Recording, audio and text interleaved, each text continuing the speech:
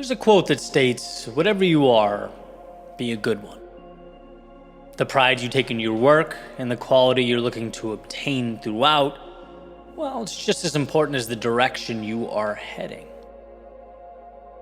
And I spent some time thinking about this. I was recently on an 11-hour flight home from Japan where, I got to see a lot. I learned a lot. A few things I want to share over the course of the next couple weeks. But there was one that stood out to me above all, right? One that I felt I needed to inject into my personal life. And so let's start there. It's the apparent pride that the Japanese take in their culture. Now, admittedly anecdotal, right? Based on a relatively quick experience. I was only there for about a week, but also it was the thing that was most evident, right? That jumped out at me. It felt sacred from the way they talked about being Japanese, at least those few short conversations I was able to have, to the cleanliness of the cities and buildings. I mean, the subway in Tokyo was so clean that it felt like a simulation. To every car that drove by being washed and waxed, and I mean every car. I saw no trash on the street. There were no homeless people out, which, given that I was in the busiest part of Tokyo, seems to be quite the feat. The bottom line is, these folks across the board take tremendous pride in themselves and their communities.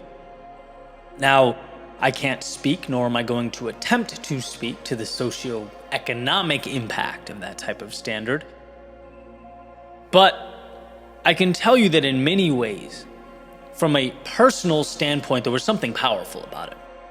I can tell you that my first instinct was, again, to inject that mentality into as much of my own world as I can. That taking pride in your surroundings and your outward appearance makes you feel better inside. That when your world is messy and cluttered, so is your mind. That when you don't invest in your environment, it probably diminishes your likelihood of succeeding in it. There's power in pride, in caring and taking responsibility for that which is yours. I said something similar in an episode last week talking about identifying your North Star and acting the part.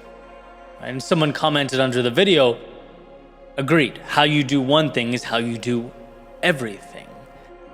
And I really like that. I think it sums it up beautifully.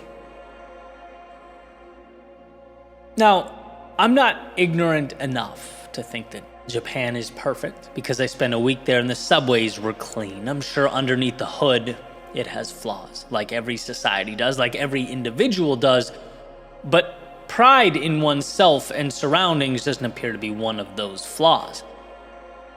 I think it's a source of strength. And seeing this came at a time when I needed it most.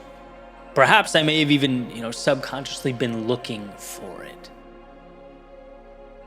And over the years, I've realized this in different areas of my life, without knowing in many cases that I was longing for consistency. Pride, not just in a few habits, but in the greater overall picture. Getting into shape, I think, is the easiest example to demonstrate.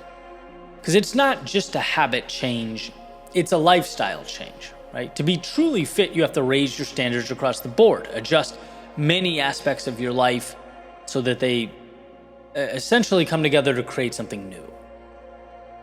It was pride and focus and attention on when I woke up, what I ate, obviously how and when I worked out, what I said yes to, what I said no to.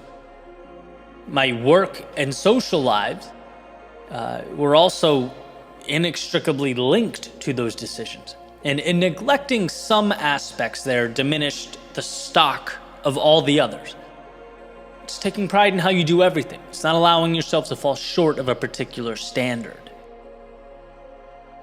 When you don't let the little things fall off, it creates an environment where you can conquer the big things. That's why I think that quote is so impactful. Whatever you are, be a good one.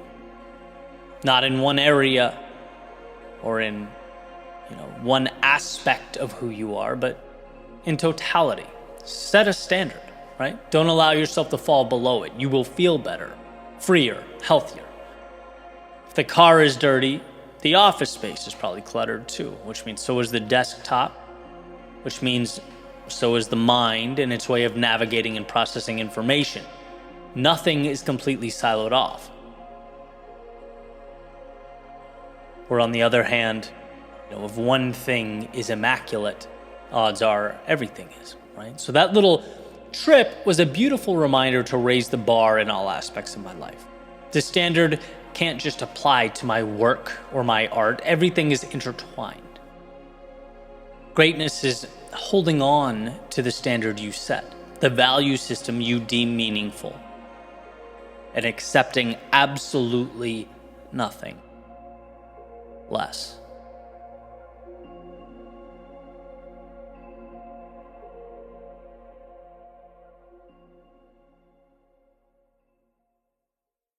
What's up, guys? Eddie here. And before we jump into the next chapter, just a quick note.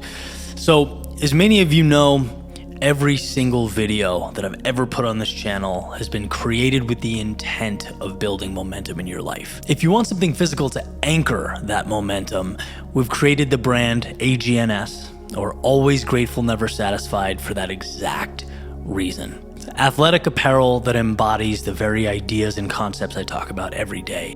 Because you're watching on YouTube or Spotify, we've created a code for this exclusive community, YWW20. You can use that on the website, agns.lifestyle, or right under this video on YouTube. All this stuff is there in the shop. Again, code YWW20 gets you 20% off the entire store. It's a great way to support the channel and also elevate your journey. Let it be a reminder to keep showing up. Appreciate your time. Always grateful, never satisfied. On to the next. There's a quote attributed to H. Jackson Brown Jr. He says, "Nothing is more expensive than a missed opportunity." I tend to agree with this. I also think it's interesting that these missed opportunities are also the most difficult, if not impossible, to quantify. Right, so if you think about our common understanding of progress or growth, it's a sacrifice, right? It's doing X brings us Y. Doing the work gets the result. It's a simple formula, and you can show your proof. You can work backwards, right? I started working out 1 hour a day 6 months ago. This is what I look like now. The cost was 1 hour a day. The result, well, this is what I look like now. But what's the inverse of that thinking? What's the cost of not doing the work or starting the journey or taking the steps? See, we don't think about that. We don't think about the opportunity cost. Our instinct is not to question the actions we don't take. I was listening to an old lecture from Jim Rohn, who I love because he's such a practical thinker. He's got ideas you can literally, plug right into your life. And he had an amazing point. He was talking about a conversation with an old friend in which he asks his friend, who apparently watches a lot of TV, he says, "Hey, what does that TV cost?" His friend says, "Well, I think it's like $500. Jim says, "No, I don't think so." His friend says, "Yeah, I bought it, $500. He says, "No, I think it's costing you about $40K a year." Why? Well, not because of what he paid for the item, but because of the opportunity cost. What his time using that TV could be reallocated to. That's what's so incredible about that point. It's like, just because you don't have something doesn't mean you aren't in fact losing out on it. Time is our most precious of commodities. Its utilization is the gateway to transformation. It should be protected. And the intent of the message is not to walk around panicking about every second, of every minute, but more being aware holistically how recklessly we use our time. I don't know if you've ever looked at the screen time usage on a cell phone before going to bed at night. It's terrifying. Right? Some of it was necessary, but a lot of it wasn't. And what does that cost? What does 2 hours a day of not moving towards a dream or goal cost you? What about when it accumulates and it becomes 14 hours a week? Or roughly 56 hours a month, or times 12, 672 hours a year. I mean, these numbers start to get eye-opening. Right? All it takes is a little awareness, and we see how often we dispose of time like it's valueless. Everything we do has a cost, because in doing it, we are making a decision to not be doing something else with that time. And again, I believe in balance. I want to emphasize that. I'm not suggesting that we walk around like robots, clocking in, clocking out, checking boxes so that we don't ever waste a minute, right? As the great Keith Urban says, the best days of my life were all that wasted time. You know, we should explore and enjoy and love and laugh and experience life. But that awareness makes us more intentional with those pursuits. With our work time and our play time, it forces us in a way to prioritize, to ask ourselves what we want. Instead of only looking at progress like this vending machine where you put in X and Y comes out. Well, we can ask ourselves, what happens if I don't put in X? What happens if I keep it in my pocket? What won't come out? What could have existed that now won't? See, just because you don't see something slipping away, that doesn't mean that it isn't. And the immediate, the world in front of you, unfortunately, won't remind you of that. That's a bell you have to ring yourself.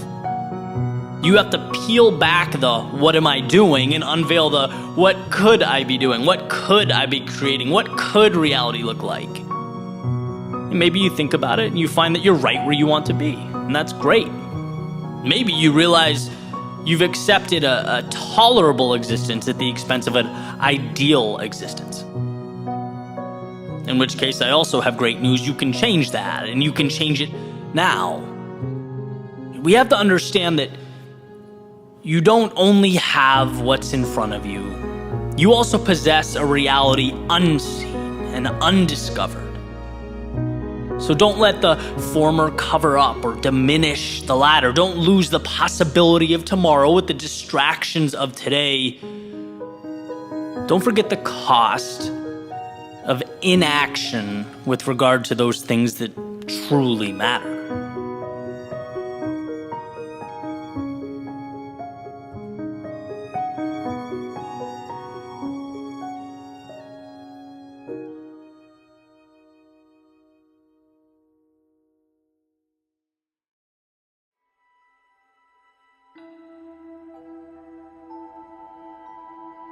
Someone once told me that no one further along than you will ever try and bring you down. That it's the people who see you pursuing your dream and are reminded that they've given up on theirs that usually make the most noise. And, knowing this essentially invalidates all criticism. Who cares, right? It's the metaphorical dog nipping at your ankles. One, it's to be expected, and two, often best ignored. Right, the question is, are you able to separate it out as just part of the process? Can you ignore all that stuff that's sort of hovering around you as you walk your path? Or do you let it in? Do you personalize it? Do you make it bigger than it is? Imagine a world where you protected dearly the things you let into your mind. You understood that things don't happen to you, they merely happen.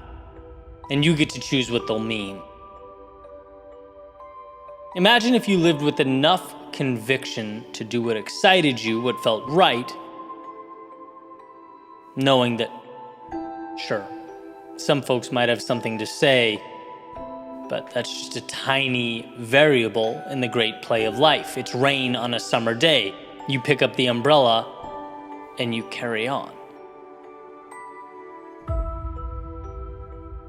It's hard to describe, but we never really understand how little these social variables will mean until some time has gone by. I often think about being younger and caring so much, right, as a kid about being quote unquote cool or uncool. I didn't say, wear, or do certain things because fitting in was so important. I cared what my friends or classmates might think. We all did, right? And looking back now, it's like, what would I tell that version of me? It's pretty easy and pretty clear now, actually, as years have passed. I'd say, do what feels right. What we often fail to realize is that very same concept applies to the present day. The things that feel big now probably aren't, right? They're little details masquerading as life or death decisions. Just like they were when I had to have, that Power Ranger backpack or my life would be over. It's fear of judgment. But I learn again and again what really matters. Was I good to the people around me? Did I do what mattered to me? And did I do it with conviction? I think it can be that simple. Hold tightly the meaningful things and don't let the other noise infiltrate your peace. In early 2020, I decided I'd go to North Carolina for a little bit. And I wasn't exactly sure how long, but I knew that I needed to go. Right? It felt right.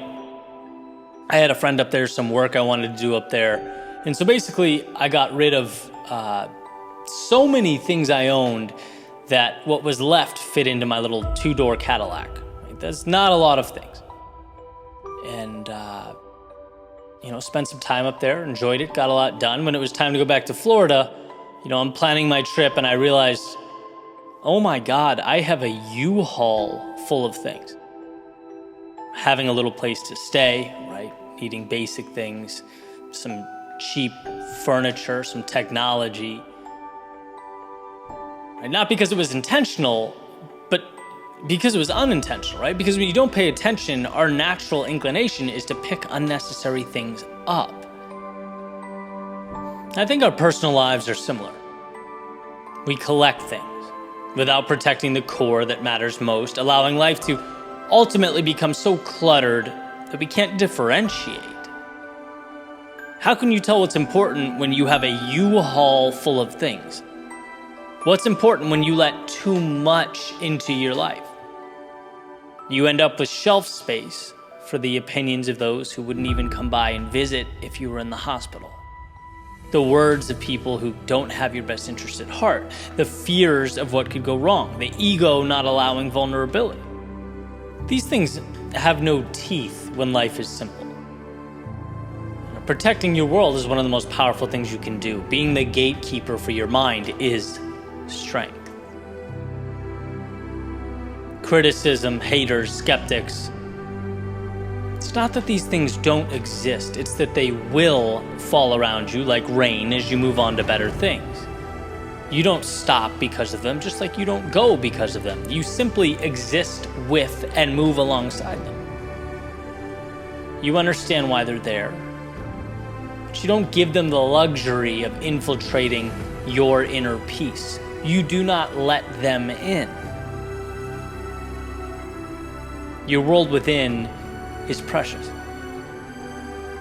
And as you navigate the external world, we have to choose wisely what gets permitted.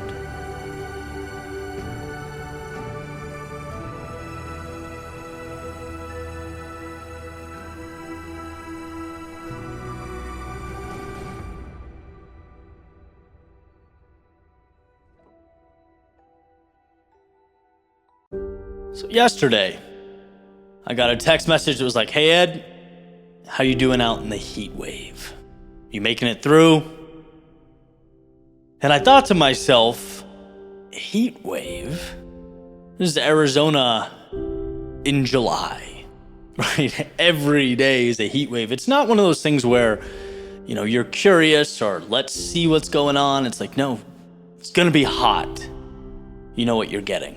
But maybe instead of 105, 107, it was 113 or something like that. And I kind of chuckled and continued doing my thing. And then I got another text. And then a friend from Boston sent me another text. "Ed, you surviving the heat?" And I thought to myself, you know what? It's time to prove a little something to someone. That someone not being anyone who texted. That someone being me. I think it's time for a little reminder to myself about who I am and what I'm about.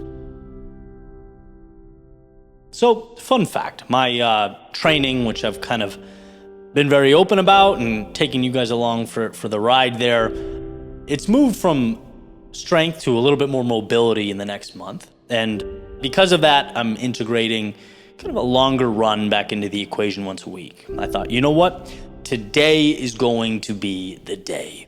At 2 p.m., I am going to run 8 miles. Just to prove a point.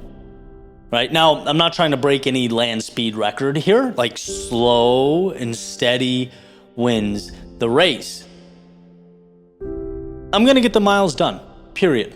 And also probably worth noting, because it can be dangerous, right, that I was rational in the approach. You know, sunblock, white hat, Camelback full of water. You know, I had electrolyte tablets, a phone. I wasn't running in the mountains somewhere secluded. I was running right through downtown Scottsdale. So, you know, pretty rational in the approach. And so off I went, and immediately my soul was set on fire. This is the same kind of experiment, if you will, that I've run a million times in my life. I love this stuff. From Boston to Miami and everywhere in between, you know, these long distance runs where I could sort of decompress, you know, dabble in this suffering and just remind myself who I am and what I'm capable of. As followers of this channel and podcast know, that means a lot to me. I had transformed thousands of miles of my feet hitting the pavement into a sense of confidence and faith that I could do hard things. Because see, sometimes I forget that I can. And I forget because hard things don't always reveal themselves as just that, right? As hard things. No. Sometimes hard things are sneaky. Sometimes hard things just feels like being lost, or not smart enough, or failing, squandering the gift you've been given, or opportunity at hand. Sometimes hard things feels like the world's moved on without you. Sometimes hard things feel lonely, and God, can they feel lonely. Sometimes hard things feel empty, they can feel broken, they can feel like betrayal, you name it, right? But here's what they all have in common, whatever shape they take. They are all manageable. All of them. They simply require a reassurance that this isn't the end or some impossible task, but that you must hold your head high and move right through them. I always remind myself of this. You know, during the storm, you can only see the storm.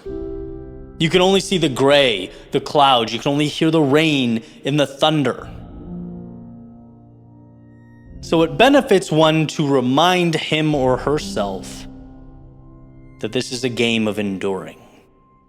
Knowing you're strong enough, because at the end of all that, the sky clears, the rain stops, and you get your sunshine, your finale.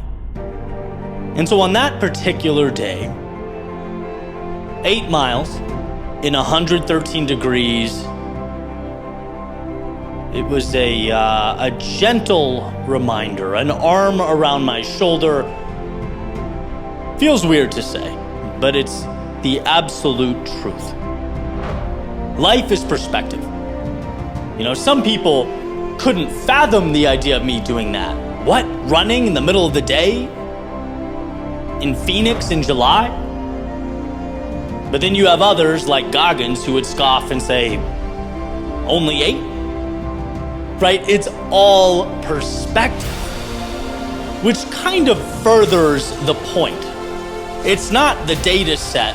It's not the reality. It's not the storm. They don't dictate anything. It's how you interpret the data. It's what you do with the reality. It's your willingness to move through the storm. I've heard sarcastically before, don't let the data get in the way of the story you want to tell, right? You can bend and shape the numbers to represent whatever you want. There's always a way to tell your story. And while sure, that can be frustrating in certain arenas, in the play of life, it is a superpower. Because the same data that says stay inside to some can mean go out into the world and prove how strong you are to others. The exact same data set, the exact same criteria. And on this run, I saw not a soul. Running up Scottsdale Road, one of the busiest streets in the area, no people out, 8 miles, not one. Outdoor dining, empty, nothing, right? And this is not a flex. Again, I'm running 11-minute miles and panting like a 95-year-old man. I even walked a lot of the last mile. But I got it done. And the gift I received was the reminder that I saw the reality on the ground, I saw the data, and read it to be something different than most people did that day. I saw seemingly adverse conditions and said, who cares about that narrative? What do I want this to mean? And that's everything. If you're looking around and you don't like things the way they are, here's your reminder that you can, ready for this? Change them. You are that strong. You are that capable. Rewrite the script because you can endure. You can recreate. A lot of people see the initial narrative and forget it only means what they decide it does. Don't settle for the pieces you were given. Make something new with them. Something greater with them. Expand what currently exists. Rewrite normalcy in your world. Because life will not stop sending those heat waves. And those heat waves, they'll take different shapes. They'll arrive in different formats. You'll have to decide, are they your reason to hide? Or are they an invitation to be who you've never been?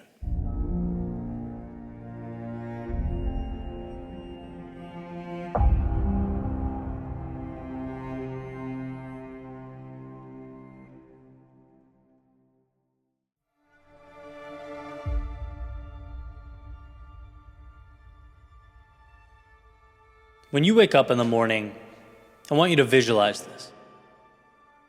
I want you to visualize a world where you know, where you're certain that good ideas flow through you. Where the world around you needs and appreciates your courage, your decision-making. Imagine a world where you aren't reliant on anyone or anything to fix the issues in your life, to make things better. Instead, you see yourself as the guy or gal that makes it happen, that steps up. You're responsible for being the change you want to see. I want you to imagine stepping outside your house, shoulders back, head held high, excited to go chase down all that opportunity. Because 1, you know it's there, and 2, you know you are worthy of it. Now hold that thought and think, this could be the reality you live. as soon as you wait for it, give yourself permission to live that way.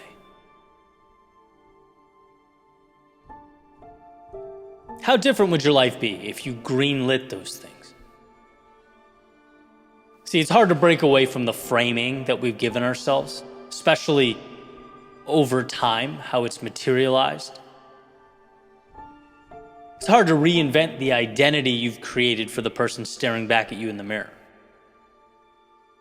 But the truth is, all worthwhile things are hard. I love the Robin Sharma quote. It says, if you want what only the 5% have, you need to be willing to do what only the 5% are willing to do. And sure, this could be physical, dedication, long hours. Could be a lot of things.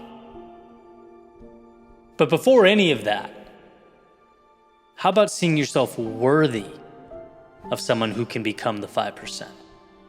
That in and of itself is hard. In fact, believing that for me was one of the greatest challenges of my life. Seeing myself as that person, right? That doesn't come easy. It has to be chipped away at, earned. But when you create that mentality, when you hold on tight and you walk towards it relentlessly,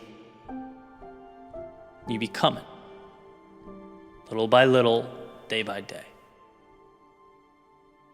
So much of life is making yourself believe you are who you want to be. It's a perpetual feedback loop of sorts.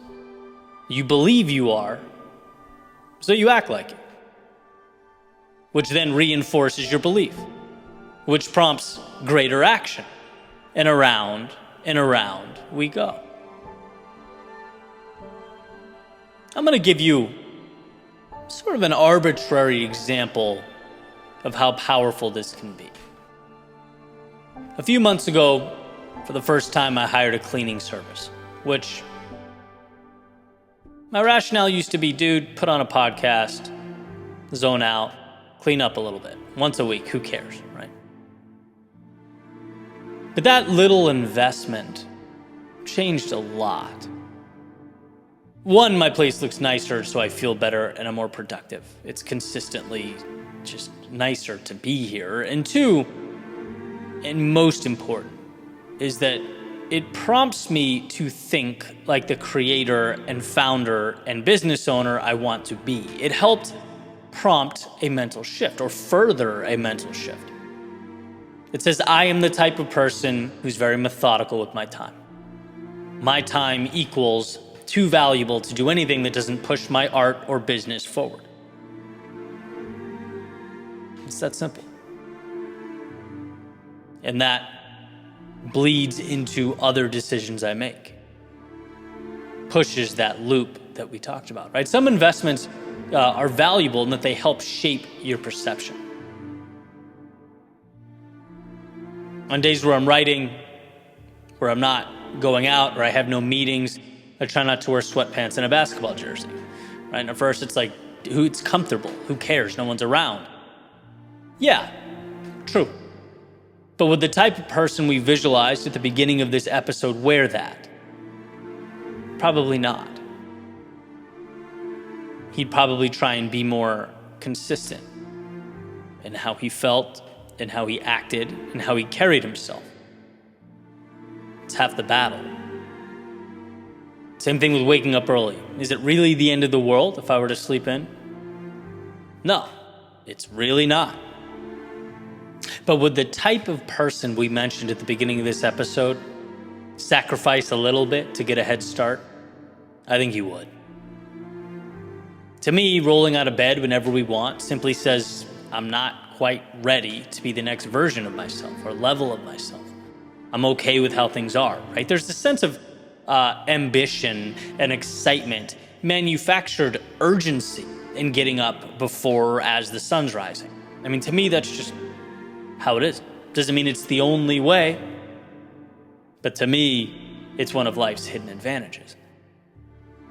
In other words, it's very likely that if you do those things, you will start to feel like the type of person who does those things. And there's power in that. We can do so much, create so much change, add so much value, but we don't even consider it in many cases because it feels too foreign. We're nowhere near giving ourselves permission to pursue that greatness we're capable of obtaining. Our day-to-day looks very different. Our actions, right, the decisions we make are very different.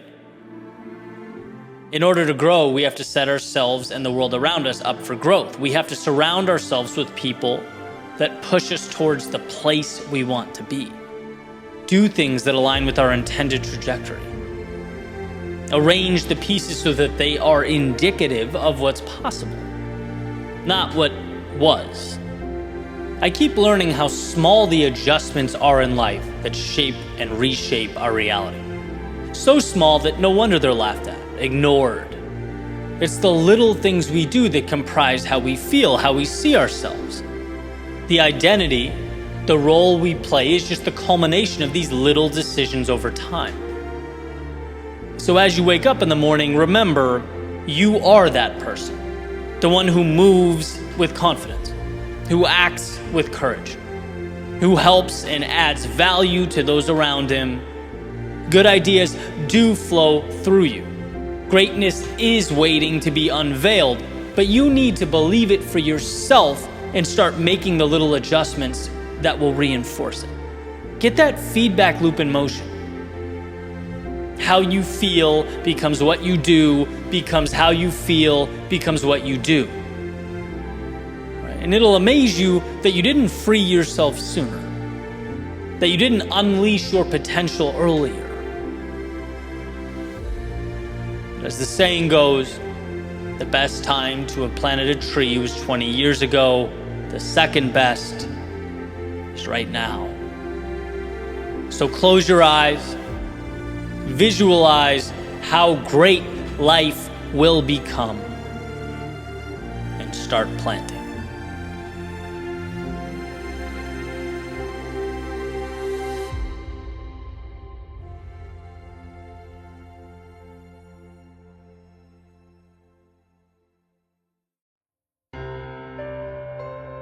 We have a desire to define that which is often undefinable.